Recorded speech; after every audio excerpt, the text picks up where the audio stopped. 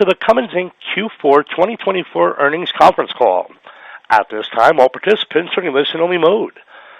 If anyone should require operator assistance, please press *0 on your telephone keypad. A question-and-answer session will follow the formal presentation. We ask that you please ask one question and one follow-up, then return to the queue. You may be placed into question queue at any time by pressing *1 on your telephone keypad. As a reminder, this conference is being recorded. Joining us today are Chair and CEO Jennifer Rumsey, Vice President and CFO Mark Smith, and Chris Clulow, Vice President of Investor Relations. It's now my pleasure to introduce your host, Chris Clulow. Please go ahead, sir. Thank you, Kevin. Good morning, everyone, and welcome to our teleconference today to discuss Cummins' results for the fourth quarter and full year of 2024. Participating with me today are Jennifer Rumsey, our Chair and Chief Executive Officer, and Mark Smith, our Chief Financial Officer. We will all be available to answer questions at the end of the teleconference. Before we start, please note that some of the information that you will hear or be given today will consist of forward-looking statements within the meaning of the Securities and Exchange Act of 1934. Such statements express our forecasts, expectations, hopes, beliefs, and intentions on strategies regarding the futures. Our actual future results could differ materially from those projected in such forward-looking statements because of a number of risks and uncertainties. More information regarding such risks and uncertainties is available in the forward-looking disclosure statements in the slide deck and our filings with the Securities and Exchange Commission, particularly the Risk Factors section of our most recently filed annual report on Form 10-K and any subsequently filed quarterly reports on Form 10-Q. During the course of this call, we will be discussing certain non-GAAP financial measures and we will refer you to our website for the reconciliation of those measures to GAAP financial measures. Our press release with a copy of the financial statements and a copy of today's webcast presentation are available on our website within the Investor Relations section at Cummins.com. That out of the way, I'll turn you over to our Chair and CEO, Jennifer Rumsey, to start us off. Thank you, Chris. Good morning. I'll start with a summary of 2024, discuss our fourth quarter and full year results, and finish with a discussion of our outlook for 2025. Mark will then take you through more details of our fourth quarter and full year financial performance and our forecast for this year. As I reflect back on 2024, I am pleased to share that we delivered strong financial results with records in several parts of the business, while also making significant progress in the execution of our Destination Zero strategy. I am incredibly proud of what Cummins and our employees accomplished for our stakeholders, and I feel energized about the opportunities ahead for us as we continue to demonstrate our relentless focus on advancing our strategy and executing our financial commitments as we lead the energy transition.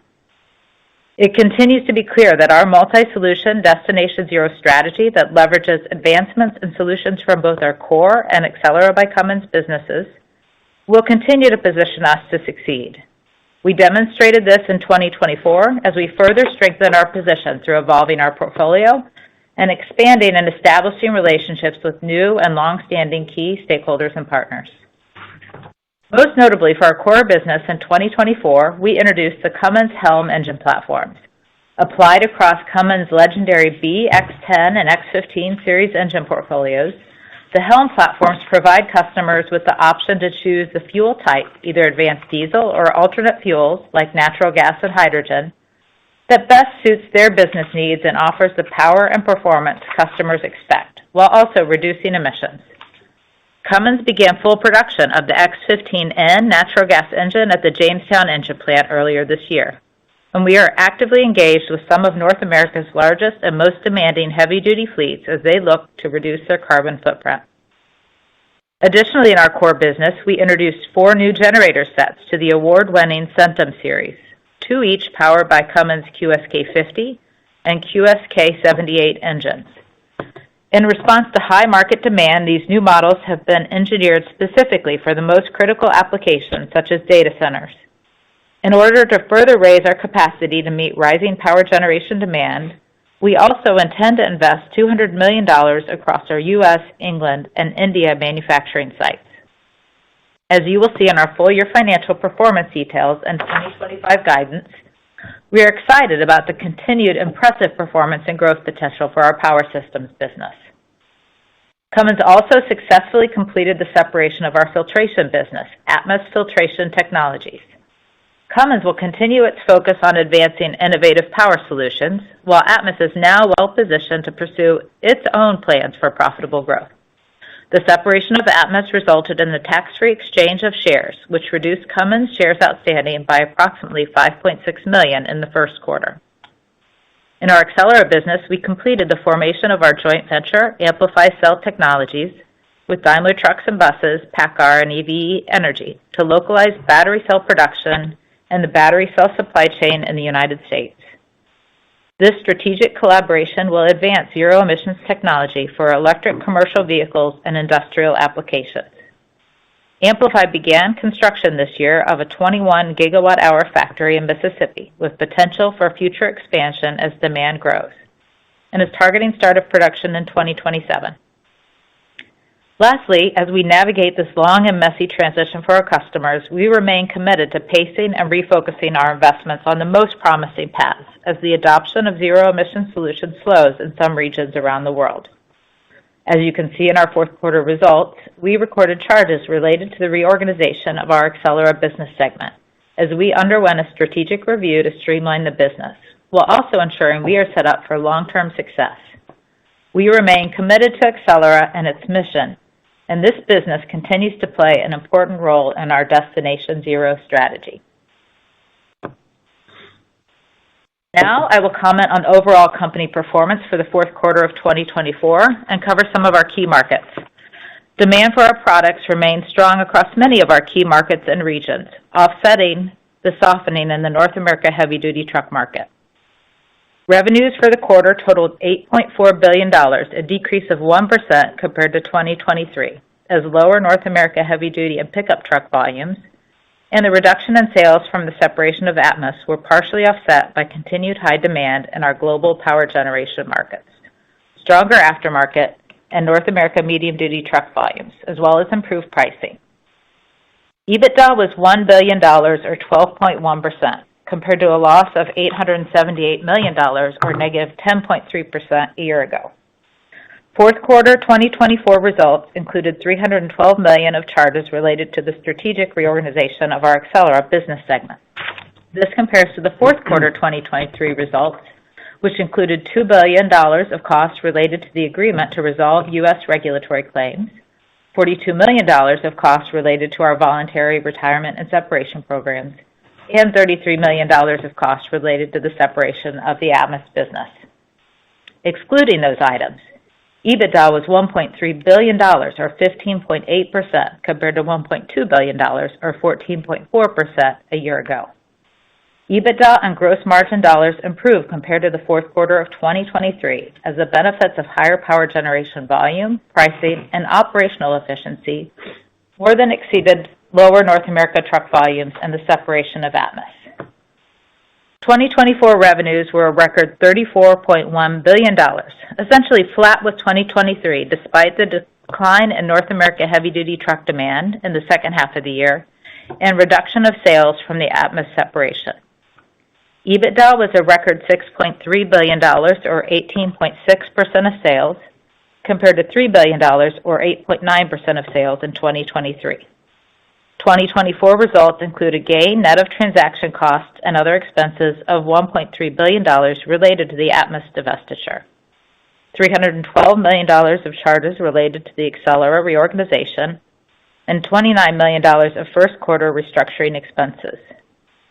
This compares to the 2023 results that included $2 billion of costs related to the agreement to resolve U.S. regulatory claims, $100 million of costs related to the separation of Atmos, and $42 million of costs related to the voluntary retirement and separation programs. Excluding those items, EBITDA was a record $5.4 billion, or 15.7% of sales for 2024, compared to $5.2 billion, or 15.3% of sales for 2023, as the benefits of higher power generation volumes, pricing, and operational efficiency more than exceeded lower second half North America truck volumes and the reduction in margin from the Atmos separation. EBITDA dollars were a record in Power Systems, Distribution, and Engine segments. Our Power Systems business in particular finished 2024 with a record full-year EBITDA of 18.4% of sales, up from 14.7% in 2023. I am very pleased with the performance across our core business segments, and you will see from our guidance that we are excited to continue to build on this momentum. Now let me provide our overall outlook for 2025 and then comment on individual regions and end markets. We are forecasting total company revenues for 2025 to be down 2% to up 3% compared to 2024, and EBITDA to be 16.2% to 17.2% of sales, up from 15.7% in 2024. While we expect weaker first-half demand in our North America on-highway truck markets, we expect many of our markets, particularly power generation, to remain strong throughout the year. Industry production for heavy-duty trucks in North America is projected to be 260,000 to 290,000 units in 2025, flat to down 10% year over year. We anticipate weaker first-half demand, and while we do expect a pre-buy in the second half of the year, the uncertainty on the exact timing and extent is driving our wider guidance range. In the medium-duty truck market, we expect the market size to be 140,000 to 155,000 units, down 5 to 15% compared to 2024, primarily driven by weaker than expected recent net orders and a depleting backlog. Our engine shipments for pickup trucks in North America are expected to be 130,000 to 140,000 in 2025, flat to up 5% year over year. In China, we project total revenue, including joint ventures, to increase 5% in 2025. We are projecting a range of down 5% to up 10% in heavy and medium-duty truck demand in China. While export demand is expected to decline slightly, we are hopeful that the recent NS4 scrapping policy and other stimulus actions may lead to domestic demand growth. We have not, however, seen a meaningful recovery thus far. While there is still uncertainty around the China truck market for 2025, we expect strength in other markets, particularly power generation, where demand is expected to remain high as data center momentum continues. In India, we project total revenue, including joint venture, to increase 10% in 2024, primarily driven by stronger power generation demand. We expect industry demand for trucks to be down 5% to up 5% for the year. For global construction, we expect flat to down 10% year over year, primarily driven by weak property investment and shrinking export demand in China. We project our major global high horsepower markets to remain strong in 2025. Revenues in global power generation markets are expected to increase 5% to 15%, driven by continued high demand in the data center market. Sales of mining engines are expected to be down 5% to up 5%. For aftermarket, we expect revenue improvement with a range of flat to an increase of 5% for 2025. In Accelera, we expect full-year sales to be $400 to $450 million compared to $414 million in 2024. In summary, 2024 was a record year for revenues, net income, EBITDA, and earnings per share. In 2025, we anticipate that demand will be slightly weaker in the North America on-highway truck markets, particularly in the first half of the year, but offset by continued strength in the power generation market and resiliency in our distribution business, given our strong aftermarket presence. Despite our relatively flat revenue forecast, we are expecting to improve profitability and cash flow. We remain committed to our multi-solution approach that is proving to be the right strategy for our customers, for the environment, and for the continued growth of Cummins, while also returning cash to investors. Now let me turn it over to Mark, who will discuss our financial results in more detail. Thank you, Jen, and good morning, everyone. We delivered strong operational results in the fourth quarter, which resulted in revenue achieving the top end of our prior guidance and EBITDA margins exceeding our projections. 2024 was a record year for revenues, EBITDA, and earnings per share, reflecting the strong demand for our products and the strong hard work of our employees. Now let me go into more details on Q4 and the full-year performance. There were some notable non-routine transactions in 2024 and 2023, and I'll quantify those and describe our underlying results to give a better understanding of the performance from regular operations. Fourth quarter reported revenues were $8.4 billion, and EBITDA was $1 billion, or 12.1% of sales.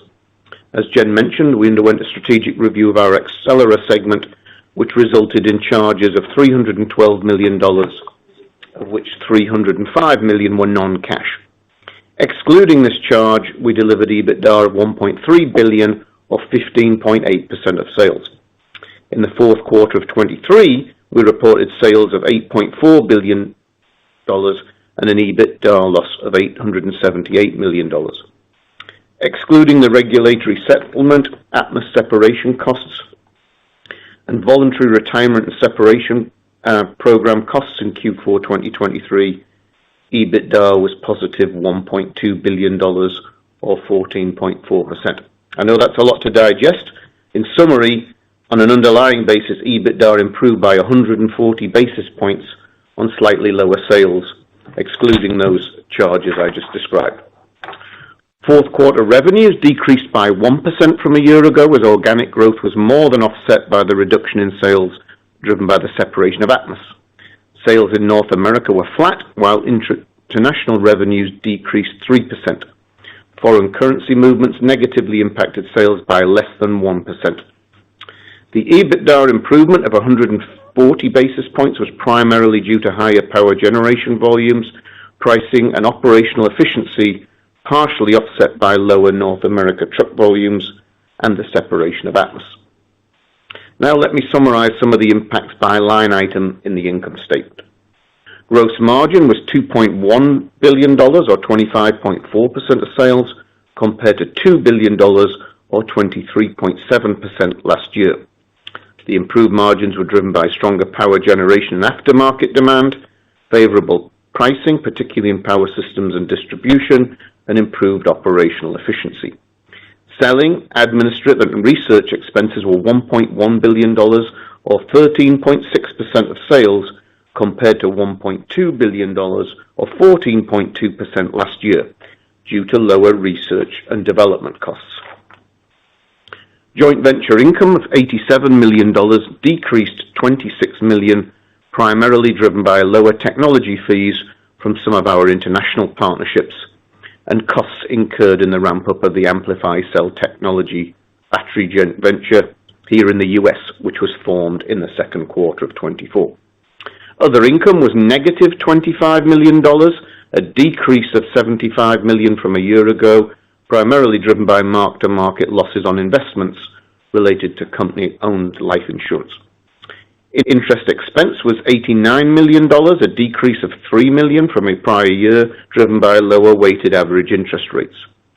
The all-in effective tax rate in the fourth quarter was 32.8%, principally due to non-deductible costs related to the Accelera reorganization. All-in net earnings for the quarter were $418 million, or $3.02 per diluted share, which includes $312 million, or $2.14 per diluted share of Accelera reorganization charges. Excluding the Accelera charges, EPS was $5.16 per diluted share. Operating cash flow was an inflow of $1.4 billion, just $37 million lower than the level we saw in the first quarter last year. For the full year 2024, revenues were a record $34.1 billion, slightly above a year ago, and reflecting 4% growth if we exclude Atmos from both 2023 and 24. EBITDA in 24 was $6.3 billion, or 18.6%. Excluding the gain and costs associated with the separation of Atmos, the Accelera charge in the fourth quarter, and first quarter restructuring expenses, EBITDA in 2024 was $5.4 billion, or 15.7%. 2023 EBITDA was $3 billion, or $5.2 billion and 15.3%, excluding the regulatory settlement, Atmos separation costs, and voluntary retirement and separation programs. The increase in EBITDA percent was primarily driven by higher power generation volumes, pricing, and operational efficiencies, more than offsetting the impact of lower North American heavy-duty truck volumes and the reduction in margin from the Atmos separation. All-in net earnings were $3.9 billion, or $28.37 per diluted share, compared to $735 million, or $5.15 per diluted share a year ago. 2024 results included the gain related to the separation of Atmos, net of transaction costs and other expenses of $1.3 billion, or $9.28 per diluted share, charges related to Accelera reorganization of $2.12 per diluted share, and first quarter restructuring costs of 16 cents per diluted share. Capital expenditures in 2024 were $1.2 billion, flat compared to 2023, as we continue to invest in the new products and capabilities to drive growth, particularly related to the Helm platforms within our core business in North America. Our long-term goal is to deliver at least 50% of operating cash flow to shareholders over the past 5 years, we've returned 54% in the form of share repurchase and dividends, even while we absorbed the significant acquisition in the form of Meritor. In 2024, we focused our capital allocation on organic investments, dividend growth, and returning $969 million to shareholders via the cash dividend and debt reduction. We also reduced our shares outstanding by approximately 5.6 million shares from the tax-free Atmos separation share exchange. I will now summarize the 2024 results for the operating segments and provide guidance for 2025. And thankfully for you and for me, I'm going to exclude all those non-routine items in the following pages, and thanks for staying with me as I work through that. For the engine segment, 2024 revenues were a record $11.7 billion, or up $28 million compared to last year. EBITDA was 14.1% of sales, flat compared to a year ago. In 2025, we project revenues for the engine business will be down 2% to up 3% due to expected weakness in the North American truck market, particularly in the first half of the year, slightly offset by improved demand in pickup and some international markets. 2024 EBITDA is expected to improve, with projections in the range of 14.2% to 15.2%. Components segment revenues were $11.7 billion in 2024, 13% lower than the prior year, and EBITDA was 13.8% of sales compared to 14.4% in 23.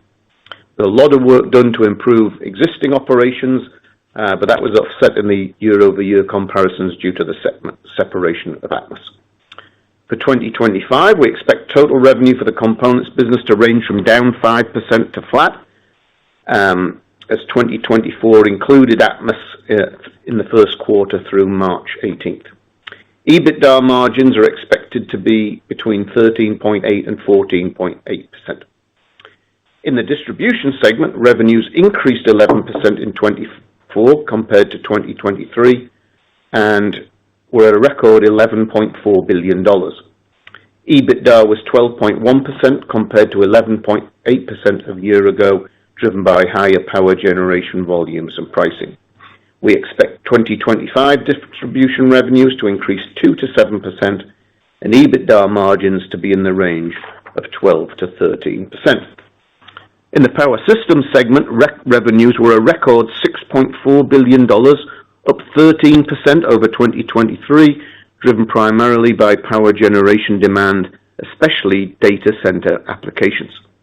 EBITDA was 18.4%, or 370 basis points higher than 2023, driven by stronger volume, favorable pricing, and a continued focus on operational performance and cost reduction.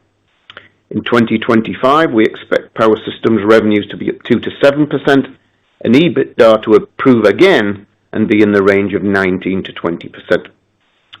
Accelera revenues increased to $414 million in 2024, with a net operating loss of $452 million, as we lower costs in existing operations, partially offset by additional losses in the Amplify Cell joint venture as it advances its operations.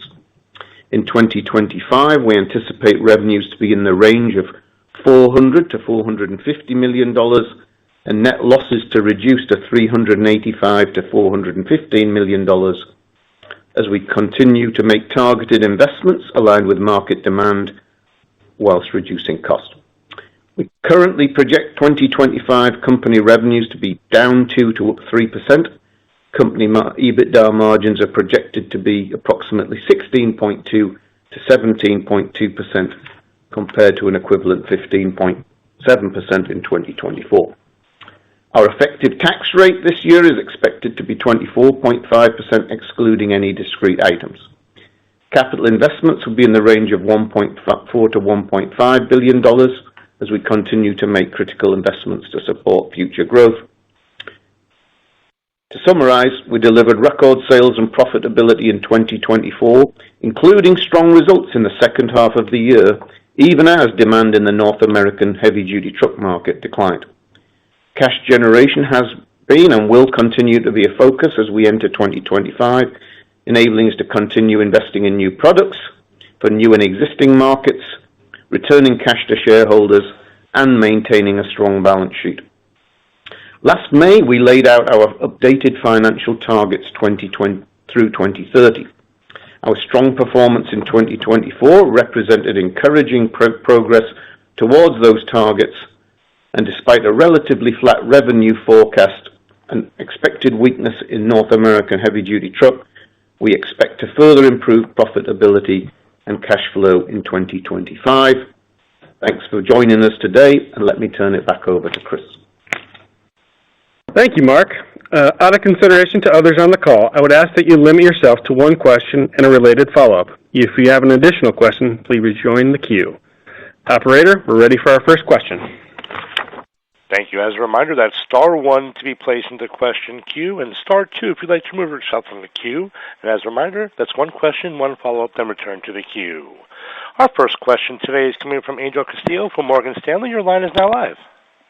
Hi, thanks for taking my question, and congrats on another strong quarter here. Just wanted to unpack the power generation guide of 5 to 15% a little bit more. Could you just split that out between kind of price and volume, and then maybe just tying into that?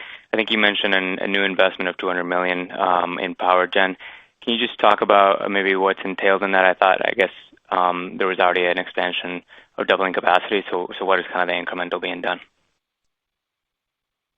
Yeah, so as you said, we're currently in the midst of a $200 million investment across our plants in Seymour and Minnesota, UK, and India to ramp up capacity to meet what is a growing demand for our power generation products. And so you're seeing in that guide an expectation that we have been able to take up capacity. We're continuing to look at strategic pricing and where we can bring value to the customer. So you've got some price in there as well, but really it's about capacity ramp up and continued sales of larger engines in the power generation and data center market. It's really the 50 to 60 liter, the 78 and 95 liters. So these are large engines as we're able to bring more capacity online in our supply chain and our plants. You see that flowing through in revenue, and we expect that trend to continue over time. And so we're tracking on plan or even slightly ahead of plan to double our capacity by end of this year, and looking forward to being able to meet what is a really strong demand from those customers. That's very helpful. And then maybe as a follow-up, just on separate on the trucks, can you just give us your latest thoughts on EPA 27? It sounds like you're still assuming some pre-buy in the second half, but just given, I guess, what we've seen from the administration so far, any thoughts on the likelihood of any kind of challenges to the EPA 27 rule? Yeah, our current view is that we expect the EPA 27 regulations will stay in place. Many companies, including us, have been investing over multiple years in those products to bring those products to market, and we're looking forward to having a nationwide standard again in 27. And with that, we are still anticipating some both economic recovery and pre-buy happening in the North America trucking market that helps bring higher revenue in the second half this year and into next year. We do anticipate there'll be more discussion and potential challenge over the greenhouse gas regulations that we see out into the 2030 and beyond timeframe. Thank you. Next question is coming from Stephen Volkmann from Jefferies. Your line is now live. Great. Good morning, everyone. Maybe starting off, can you just talk a little bit more about the Accelera restructuring and how have you changed the focus of that business and what are you doing less of or more of, or just some color around that?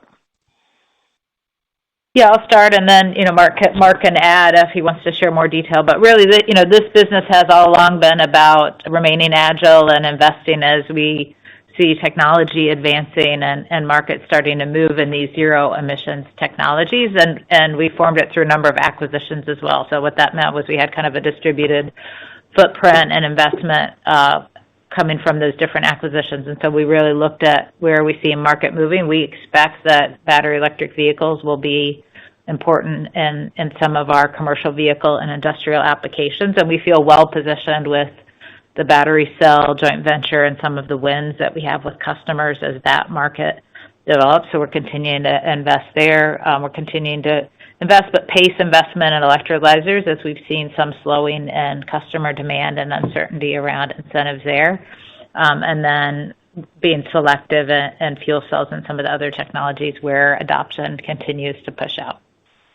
But we think we're well positioned. Frankly, the slower and messier this goes, my view is the better it is strategically for our Cummins, and so we're positioning ourselves in the places where we see that market and technology beginning to increase.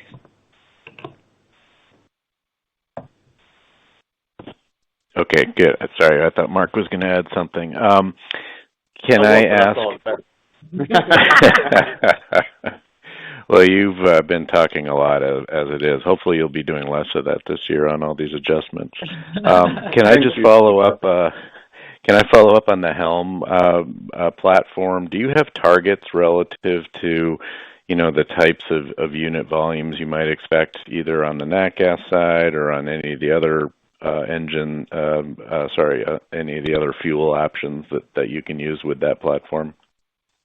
We've got, the rate of the beauty of the Helm platform is it's got that fuel flexibility. And so, the reality is we're still going to sell a lot of the diesel version of that, and it'll be a higher efficiency version, which means lower CO2 and lower fuel costs for our customers. We've set, a goal of getting to 8% on the natural gas version of that. We're starting to see customers adopt. PACCAR's launched it. Daimler Trucks will launch that 15-liter natural gas this year.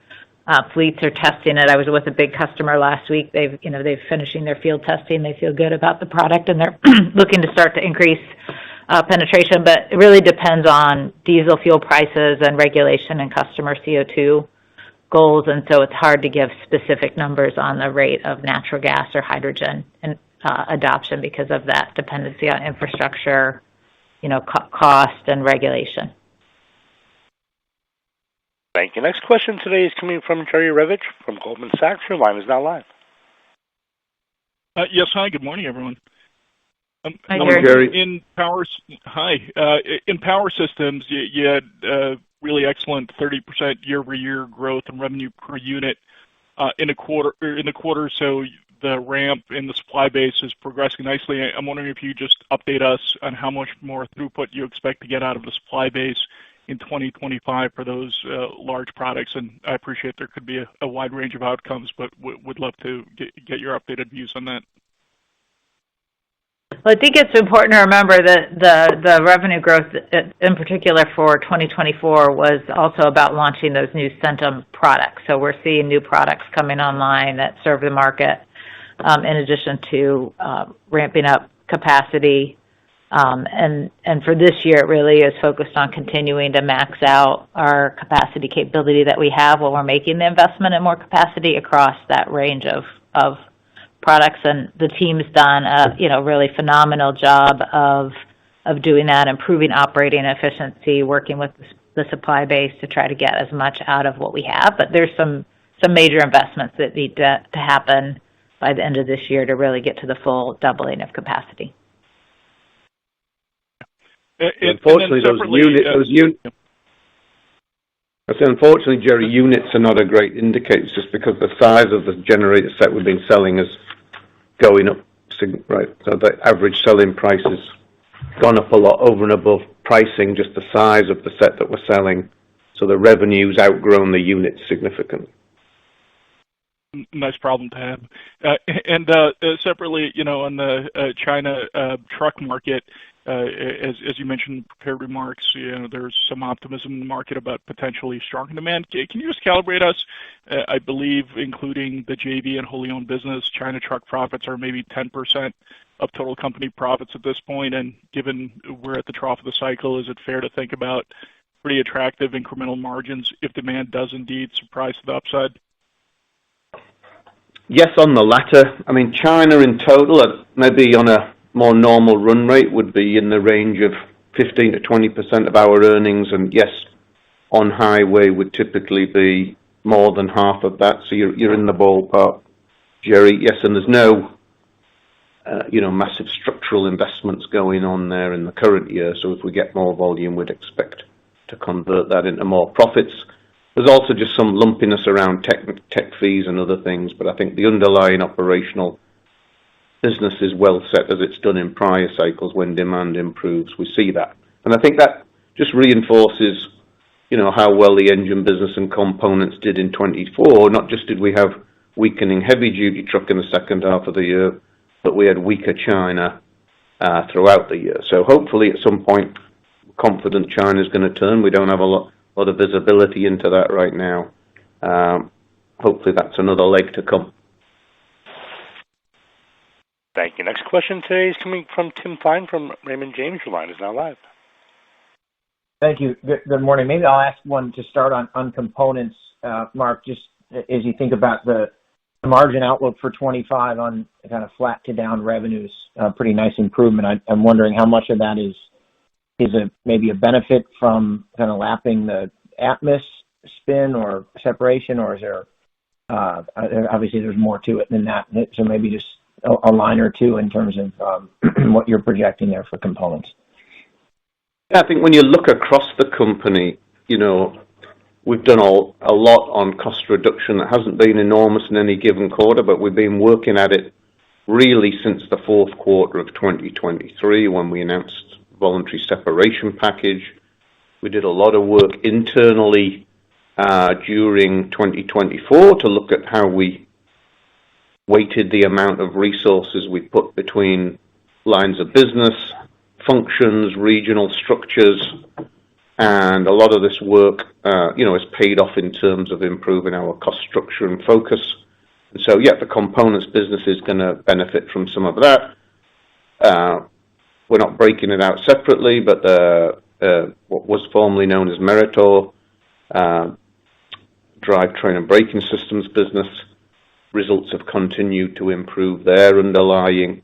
So I think there are a number of things. We're working incredibly hard on, flattish revenue environment, to drive cost and efficiency where we can. Okay, and Mark, on the Accelera, just in light of the restructuring and given how the global kind of just backdrop is changing or has changed, the expectation to get that business to EBITDA break even by 27, is that still in the cards, or are we thinking that maybe is a tougher one to hit?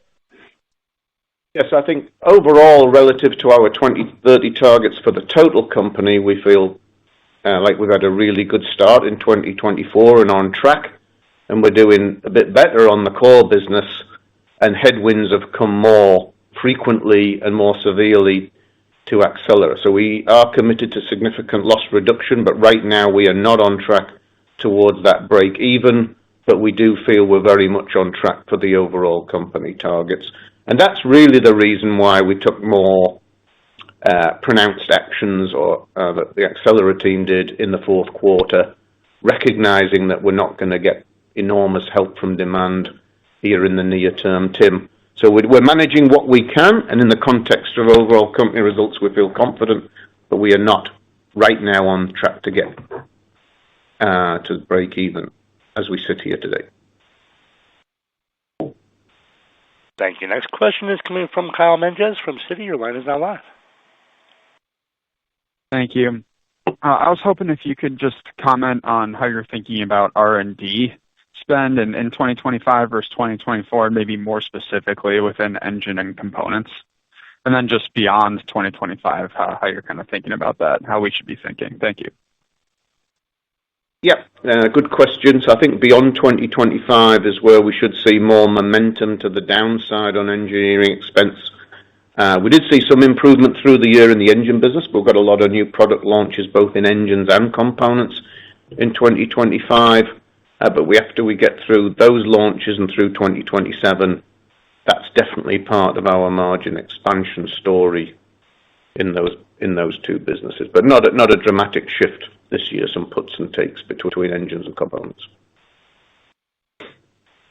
Thanks. That's helpful. And then just could you comment a little bit on how you're thinking about the parts outlook for 2025?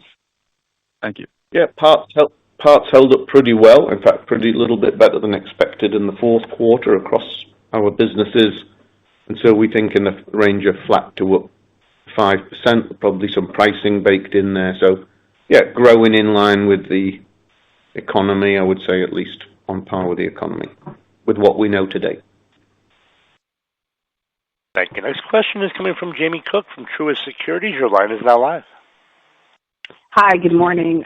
Nice quarter. I guess similar question that Tim asked on, I think it was the components business. Just the margins, Mark, in power systems are very good despite sort of what I would call a muted top line forecast. So is that just pricing in some of the new products? And then I guess how do you think about margin targets, relative to the ones you just gave us, I guess, last year? Is it looking conservative?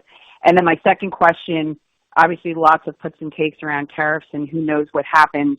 But, are there any changes in your, how your terms and conditions or contracts with your customers that if we do get into an environment where tariffs and that causes price increases that we're able to absorb costs or increase price more frequently relative to last time? Thank you. Within engines, I guess. Great. So yes, power systems doing well. I think continuing to focus on supply chain, efficient output. They did a great job last year, so I don't want to sound like we're dissatisfied. Quite the opposite, very impressed, but still think there's more to come on raising volume, raising productivity, and a little bit on price in power systems. So all of those things contribute to us raising the margin guidance for the year and quite a bit above the fourth quarter levels. And I guess if we really had a robust U.S. economy, we could see growth in some of the smaller generator sets. We have high market share in some of the consumer segments that aren't particularly robust. So I guess that we don't see signs of that. But if we wanted to get onto the bullish side and saw more strength in the U.S. economy, that could be another leg to help. On tariffs, by and large, our strategy is to make most of our products in the market in which they're sold, but of course we do have a global supply chain, and of course nobody knows exactly what the tariff situation is going to be, but to the extent that we do incur them, then we think it's important that the market feels those and we'll look to pass those on. Let's hope that's not significant for everybody involved. But really, we're just focused on controlling what we can control. And I think, yes, we've got secular tailwinds in power systems, but the biggest driver is being able to scale growth effectively and pushing out cost. And then you don't see it on the inside, but the work we've done inside to try and simplify our structure, improve the speed of decision making, all of those things help and have helped kind of raise the bar in 2024. Thank you. Next question is coming from David Raso from Evercore. Your line is now live. Hi, thank you. I'm trying to better understand the margin expansion in engines, and really for that matter, components. First, the D&A, the growth in the D&A, is that mostly in engines or components? It's just the margin improvement's impressive, but I'm just wondering, do I have to dilute it down a little bit because it's more D&A than it is operational? But if you can, well, there is an increase in D&A because that's where we're investing most of the capital in North America, particularly in the engine business over the last couple of years. So of the 100 D&A increase, is it 50 engines, 25 components? Just some sense so I can get a better sense of the underlying operating. Yeah, I mean, it won't be significantly in distribution. Power systems, whilst we're increasing investment, is still modest relative to those two segments. And so on an incremental basis, most of it's going to go through engines and components, a little bit in corporate, which ends up mostly in engines and components. Yep. Okay, that's helpful. And then even with that, it looks like there still is some slight, operating, let's say, non-DNA margin improvement in engines. What's driving that? Is it a little bit of mix?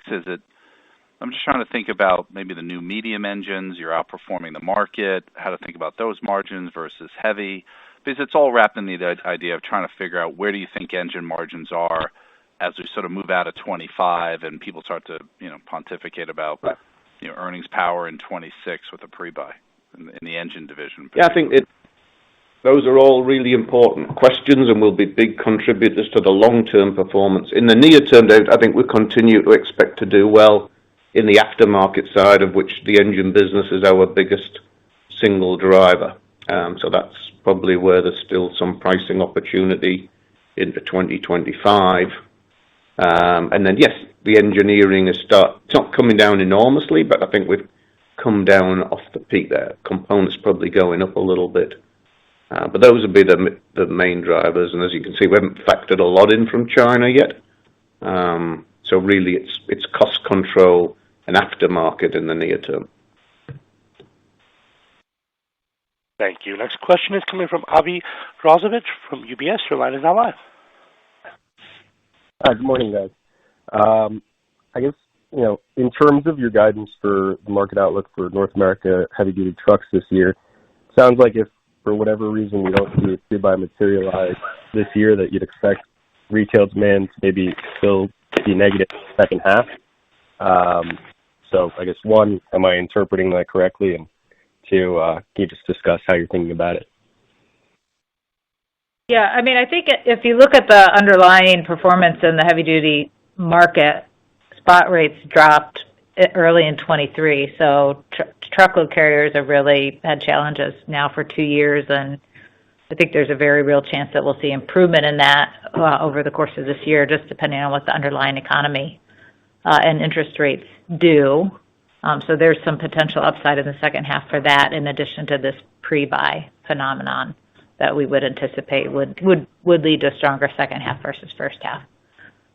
How the range is quite wide because how high that goes is really dependent on the pre-buy and when that starts. Got it. Okay.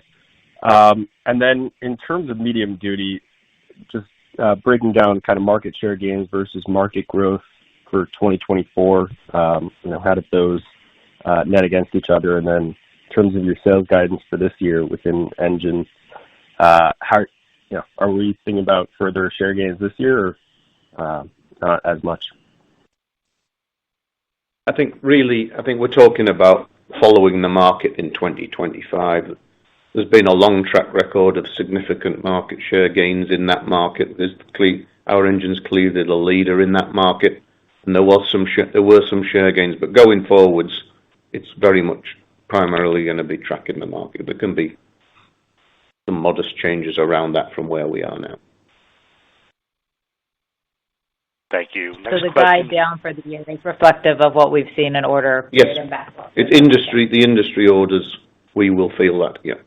From a product perspective, we continue to feel really positive about how our product's performing in the market and our position across medium and heavy duty. Thank you. Our next question is coming from Rob Wertheimer from Melius Research. Your line is now live. Thank you. I had two questions around power systems, if I may. And one is, as this, data center market continues to develop, historically, at least, I suppose, selling an engine is one thing and then servicing is another. And if you have backup power, it doesn't get turned on that much and it's not as profitable. But obviously, this is high uptime, high criticality kind of operations.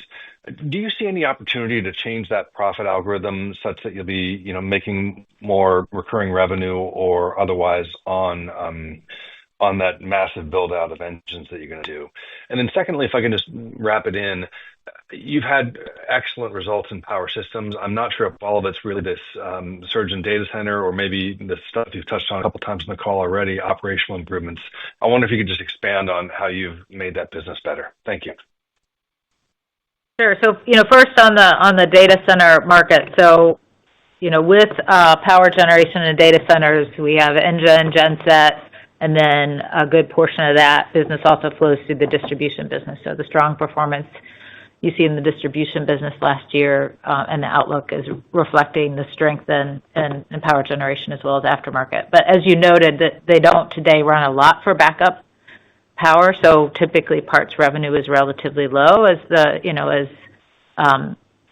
we look at shortage of power availability and how do you meet power demand, in the U.S. and around the world. There's potential for some shift in that, and so strategically we're considering how we think about our role in that, which was part of the discussion on microgrids and what we do there today. But today still very much heavily backup power, and because of the high reliability demand for those applications. In terms of the power systems performance, we undertook now 2 years ago focused effort to really look at operating performance structure, how we made sure we were investing in the right products and getting returns on the investments we were making for our customers, and working through some of the supply challenges that had built up through the pandemic and then the rebound in the market after that. And so that really has come together at exactly the time when this data center trend has also happened. And so we really had strong underlying operating structure and performance in the business that we continue to drive improvement in as we're also taking up volumes. And so both of those are contributing to really the remarkable profitability improvement that you've seen in power systems. Yep. Just add, Rob, the distribution, of course, adds that extra slice of revenue on data centers, and in fact is fundamental to winning and supporting this data center business around the world. I think that's one of the strengths we have and few others have, and that's why you see that the market demand is concentrated amongst a couple of large engine manufacturers like us because of that service capability. But just to underline what you said, Rob, and your intuition, it would be very wrong to attribute power systems improvement just to data centers. That's a journey that's still got legs left, but the tide, the performance level has been elevated across that segment, including in the alternator business, which supplies across that supply chain. So we're incredibly pleased with the way that business has improved.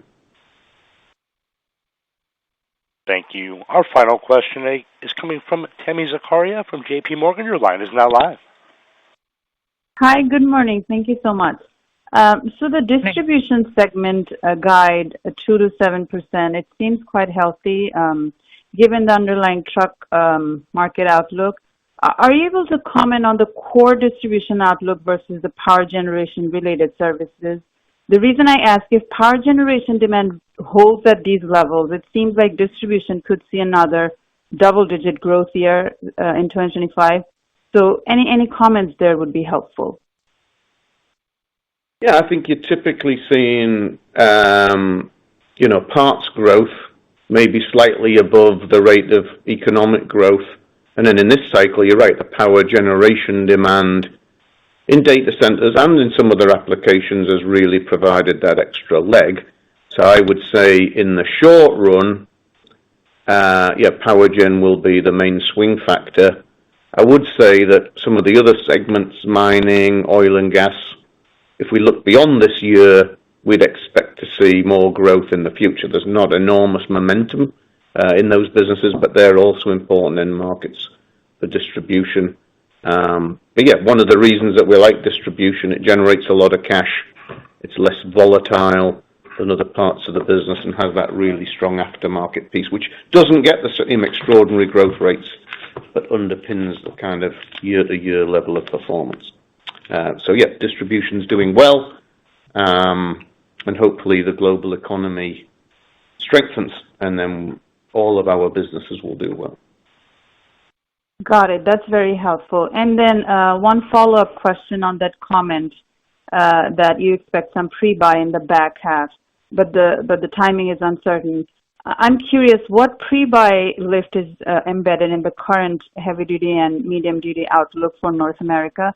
I'm just trying to understand what the market could look like, let's say, if there's no pre-buy. Well, there's so many factors at play, but that's one of the factors we believe can help. We're going to start off at a fairly modest level in the first quarter, although orders here yet in the fourth quarter of 24 were a little better than expected, I would say. But it's really, we're anticipating that strengthening in the second half to come somewhat from demand ahead of the regulations and understanding of how flexible the supply chain is for that industry. Again, I think we've all got fairly consistent views of the market at this point. We'll see how it plays out. A big factor, of course, is going to be the strength of the U.S. economy, and spot rates and freight activity. All these factors weigh in. The main thing to know is we've got a stronger second half in heavy-duty truck built into our forecasts. Q1, is going to probably be the low point of the year with what we expect right now. The question is, will we get the improvement in the second half? Thank you. We've reached the end of our question and answer session. I'd like to turn the floor back over for any further closing comments. Thank you, everyone, for joining our teleconference today. That concludes the question and answer session. As always, the investor relations team will be available for questions after the call. Thank you. Thank you. That does conclude today's teleconference webcast. You may disconnect your line at this time and have a wonderful. We thank you for your participation today.